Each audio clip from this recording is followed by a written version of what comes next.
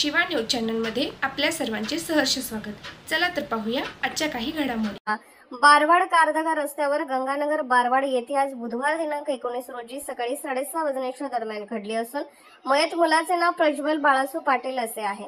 याबाबत घटनास्थळावरून मिळालेली माहिती अशी की आज दिनांक 19 रोजी रंगपंचमी होती। या रंगपंचमीनिमित्त सर्वच गावातून मुले मुख्य रस्त्यावर व गल्लीमध्ये रंग खेळण्याचा आनंद घेत होते। याच प्रकारे गंगानगर बारवाड येथे बारवाड कारदगा रस्त्यावर मुले रंग खेळत होती। याच दरम्यान सकाळी 6:30 वाजण्याच्या दरम्यान मांगूरकडून कारदगाकडे MH09Q1752 हा ट्रॅक्टर डबल ट्रॉलीतून मळी घेऊन जात होता। यावेळी प्रज्वल बाळासू पाटील हा मुलगा ट्रॅक्टरच्या पाठीमागील ट्रॉलीच्या चाकाखाली सापडला असता ट्रॉलीचे चाक त्याच्या डोक्यावरून गेल्याने त्याच्या डोक्याची कवटी व मेंदू पूर्णपणे बाहेर आल्याने अंगावर शहारे आणण्यासारखी परिस्थिती होती।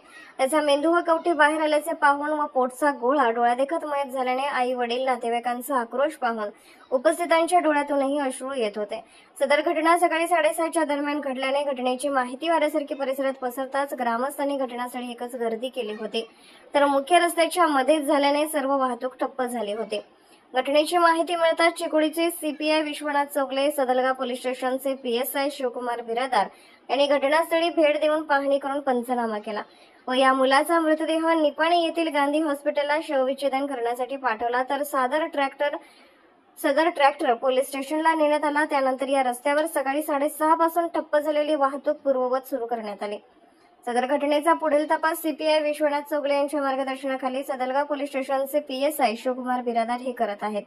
तर ऐन रंगपंचमीच्या दिवशी सकाळी या मुलाचा अशा प्रकारे मृत्यू झाल्याने परिसरातून हळहळ व्यक्त होत आहे।